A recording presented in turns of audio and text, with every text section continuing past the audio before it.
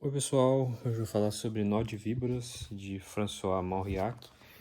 É um escritor francês que ganhou o Prêmio Nobel de Literatura em 1952 e publicou esse livro em 1932. Eu gostei muito do livro, é um livro muito bem escrito.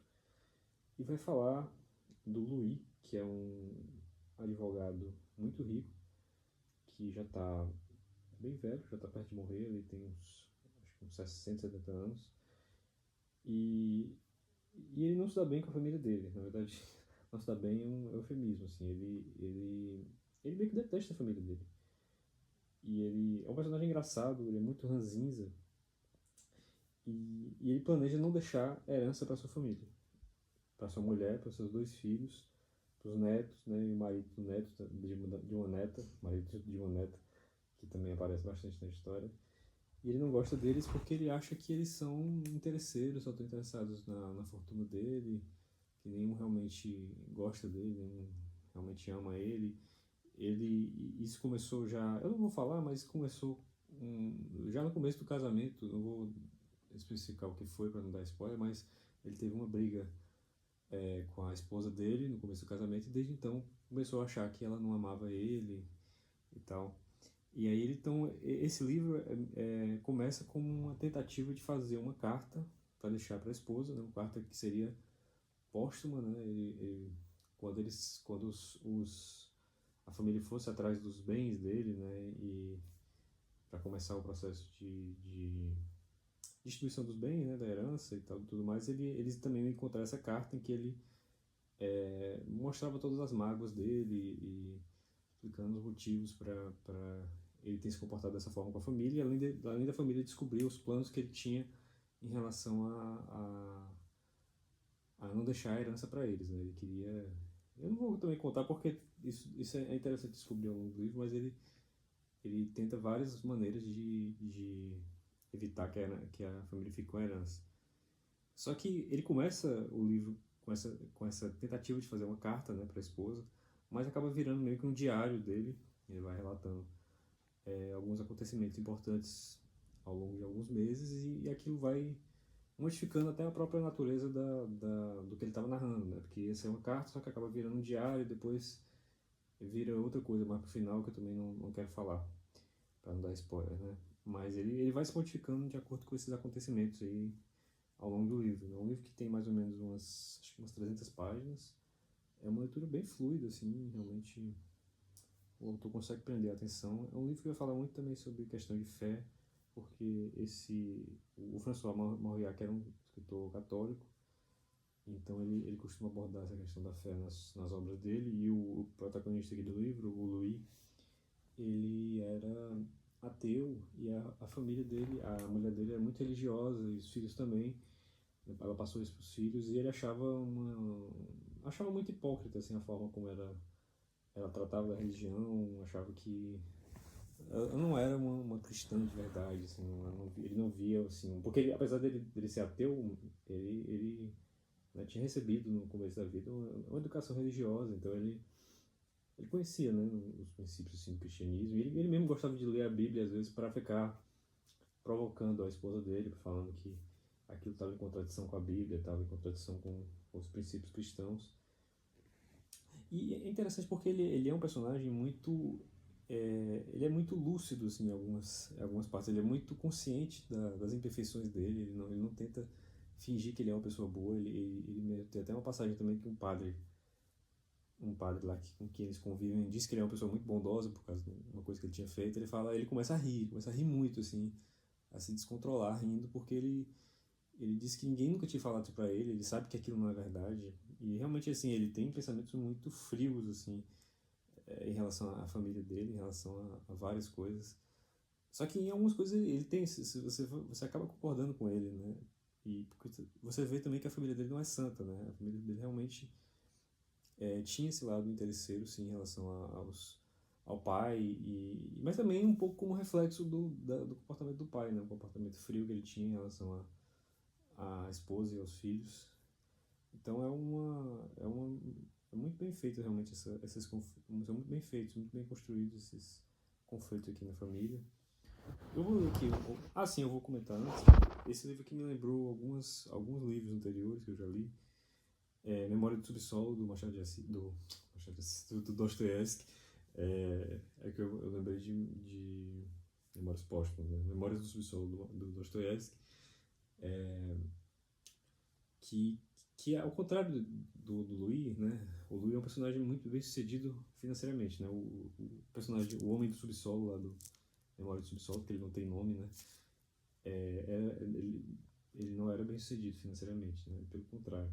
Mas eles lembram muito, eles se parecem muito nessa questão desse distanciamento emocional que ele tinha em relação às outras pessoas assim, uma certa lucidez em alguns momentos, assim, quando analisam o comportamento de outras pessoas. Mas o homem do subsolo aí já é um grau assim muito maior de afastamento em relação aos outros e tem outras coisas que lá que realmente não dá para concordar, assim como também não dá para concordar com tudo que o Luiz fala aqui. Também me lembrou um pouco o protagonista de São Bernardo, né, o Paulo Honório, que é um livro do Graciliano Ramos, porque um dos motivos, né, que o Luiz aqui no livro fala para justificar esse comportamento dele é que ele era muito, quando criança, adolescente, ele era muito incentivado a estudar pela mãe dele. Ele era uma mãe que criava ele sozinho. Eu acho que o pai morreu, ele era bem novo. E a mãe dele era muito incentivava ele a estudar e também a mãe dele era muito, ele dizia que ela era muito avarenta, ela era muito controlada com dinheiro, fazia muitos investimentos que foram úteis inclusive depois pro Louis, né? Porque, além dele ser um advogado bem sucedido, ele tinha uma herança razoável, apesar de vir de uma família simples, né?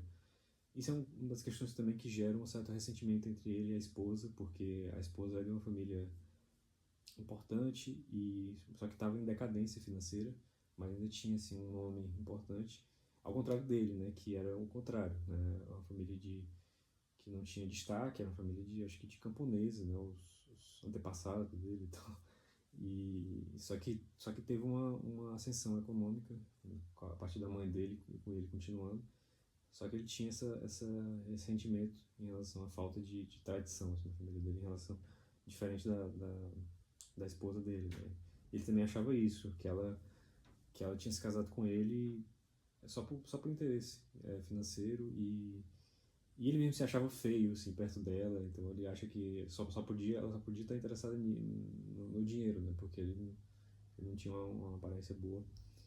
E aí ele fala que esse processo de ficar estudando muito quando ele era adolescente, isso meio que afastou, quando adolescente criança, isso afastou ele de sentimentos bons, né? Porque ele tinha muito essa questão de competição, competia com os colegas de sala. Ele até fala, você passar os melhores anos da sua vida, né, de juventude, sentado numa mesa, na frente dos livros, aquilo ali não tem como fazer bem, né? Então ele acha que esse comportamento futuro que ele ia demonstrar vem muito disso. E aí eu comparo um pouco com o São Bernardo, porque o Paulo Honório, que é um personagem também execrável, assim, ele faz muita... Eu acho até pior, né, do que o Luís, né? Ele chega a ser violento em alguns momentos, mas ele fala que, é, que esse comportamento dele, né, vem da trajetória dele de vida, né? Era um cara do campo, ele falava que tinha uma vida agreste, né? Deu a ele uma alma também agreste. Eu até já fiz resenha também do livro aqui no canal. E então, tipo, não era culpa dele, né? Era um resultado necessário, né?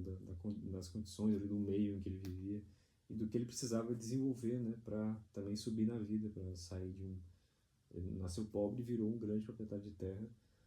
E ele não tinha como virar um grande proprietário de terra sem desenvolver qualidades negativas, né?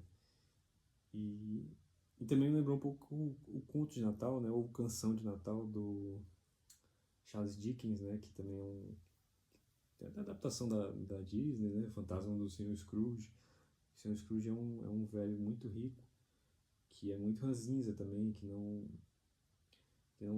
tá próximo da família. Acho que ele nem chegou a se casar, mas mesmo, acho que é um sobrinho que ele tem, ele briga com esse sobrinho, ele briga com os funcionários dele, e aí na noite de Natal ele acaba recebendo uma...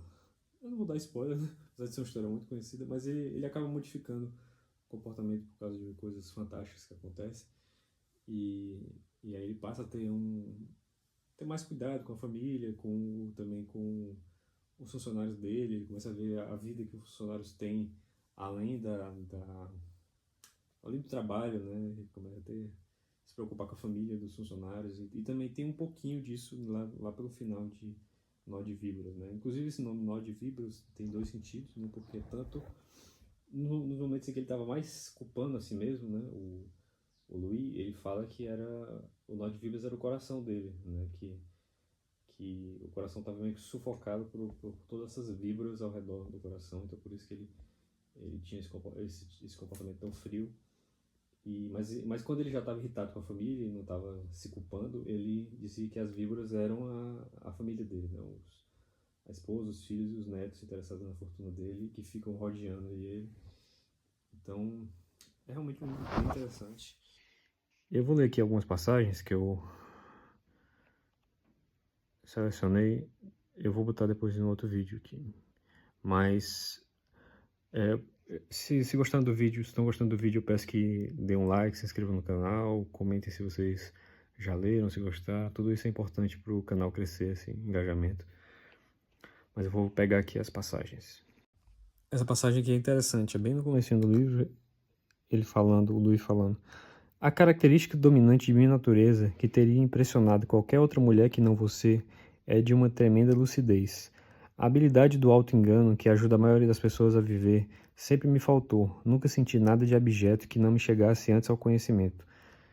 Então aqui ele está se dirigindo à esposa dele, falando um pouco dessa lucidez que eu falei, né? Só que é um pouco...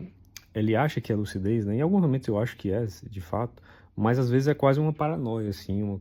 Ele acha que sempre está sendo... Alguém está tramando uma coisa contra ele. Em algumas vezes realmente ele acerta aqui ao longo do livro, mas nem sempre isso também gera uma inquietação, né? Que não faz muito bem a ele. Aqui ele falando um pouco sobre essa juventude dele.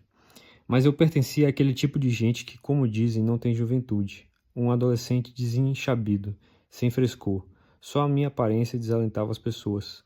Quanto mais consciência eu tinha desse fato, mais me enrijecia. Nunca soube me vestir, escolher uma gravata, fazer seu nó. Nunca soube relaxar, nem rir, nem fazer loucuras. Era inimaginável a possibilidade de me agregar a qualquer grupo folgazão.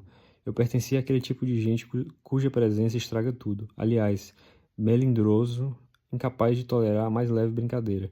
Em compensação, quando queria brincar, acabava desferindo, sem querer, golpes que os outros não perdoavam. Eu ia direto ao ridículo, à vulnerabilidade que não se devia tocar. Aqui também falando um pouco dessa inveja e ressentimento que eles têm de pessoas de uma origem familiar mais nobre, né, mais tradicional e tal. Não era, aqui ele falando isso dos colegas dele na faculdade de Direito, né? Não era ambição o que me faltava, mas eu teria grande dificuldade para disfarçar meus sentimentos hostis perante meus colegas da faculdade de Direito. Eram quase todos filhos de boas famílias, criados por jesuítas, e eu, aluno de liceu e neto de pastor de rebanhos, não lhes perdoava o tremendo sentimento de inveja que suas maneiras me inspiravam, embora os visse como intelectualmente inferiores. Invejar seres que desprezamos é uma paixão vergonhosa, capaz de envenenar toda uma vida. Eu os invejava e desprezava, e o desdém deles, talvez imaginário, exacerbava ainda mais o meu rancor. Isso aqui me lembrou muito a Memórias do Subsolo, porque ele também tem muito essa questão de invejar pessoas que ele despreza, né? Ele tem muito esse complexo de superioridade e inferioridade, né? Ele se acha inferior a elas, por isso que ele inveja, só que ele também se acha superior, por isso que ele despreza, né?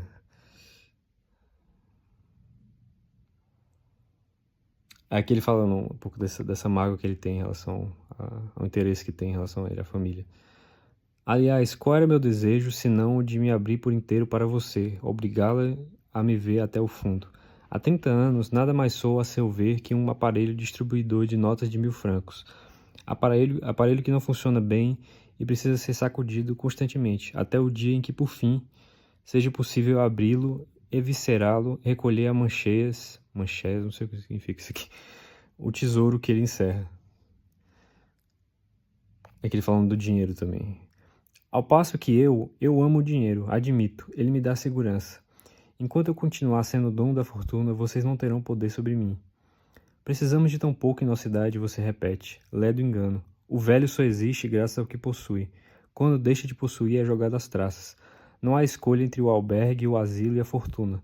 Quantas histórias se ouvem de camponeses que deixam seus velhos morrer de fome depois de os terem depenado? E quantas vezes ouvi coisa equivalente com um pouco mais de formalidade e boas maneiras nas famílias burguesas? Pois bem, sim, tenho medo de ficar pobre. Tenho a impressão de que nunca acumularei ouro suficiente. Sobre vocês ele exerce atração, mas a mim dá proteção. Aqui tem muito essa questão né, o François Mauriac, que é um autor católico, como eu mencionei, né, ele é muito a criticar a avareza aqui, né, nesse personagem que assume assim, uma forma bem extrema, porque ele já é muito rico, ele já é milionário, e mesmo assim, na peste morrer, ele ainda acha que não tem suficiente, ele acha que precisa guardar mais, essa coisa, ele até tenta racionalizar, dizer que não, é porque me dá proteção, mas na verdade é muito mais que isso, né. Embora ele também, você vê que tem um pouco de lucidez no que ele está falando. De fato, os velhos ficam mais vulneráveis, né? Aos cuidados. Eles precisam dos cuidados de outra pessoa e quando eles estão sem dinheiro, eles ficam mais vulneráveis ainda, né? Então, ele tem um pouco de razão nisso aqui. Só que ele acaba exagerando e sendo avarento, né? Aquele falando, como ele tem um pouco de desprezo por ele mesmo, né? Por essas características, assim, meio mesquinhas dele. Quando ele vê essas características dos filhos, né, os filhos, né, herdam algumas características, também veem essas características no pai e acabam se inspirando nelas. E quando ele percebe isso nos outros, ele não consegue perdoar. Essa coisa de ser meio mesquinho com dinheiro, ele falando assim: poderei dizer que o amei como um filho, porque ele gostava muito de outro rapaz, agora eu não me lembro, ele era tipo o sobrinho da esposa, eu acho que era uma coisa assim. Que era uma criança que convivia muito com ele lá na casa dele, e ele gostava dessa criança porque ele não parecia com os filhos dele. Ele era muito mais desprendido com dinheiro, muito mais alegre. E aí ele falando um pouco sobre esse menino e comparando com os filhos, né? Poderei dizer que o amei como a um filho? Não, pois o que me fazia amá-lo era o fato de não me encontrar nele. Sei muito bem o que Hubert e Genevieve, esses são os filhos, receberam de mim: a aspereza, a primazia dos bens temporais na vida, a capacidade de desprezar. Genevieve trata Alfred, o marido, com uma implacabilidade que carrega a minha marca. Em Luke, que é esse menino, o sobrinho de que ele gosta, eu tinha certeza de não esbarrar em mim mesmo. Então é interessante porque ele tem momentos assim de bondade, né, ao longo do livro, quando ele percebe pessoas que têm esse desprendimento em relação ao dinheiro, quando ele percebe assim católicos de verdade, né, cristãos de verdade, ele respeita, embora ele não concorde com as crenças, né, ele respeita porque pelo menos estão sendo coerentes e estão tentando seguir uma doutrina que não é fácil de seguir de fato, né.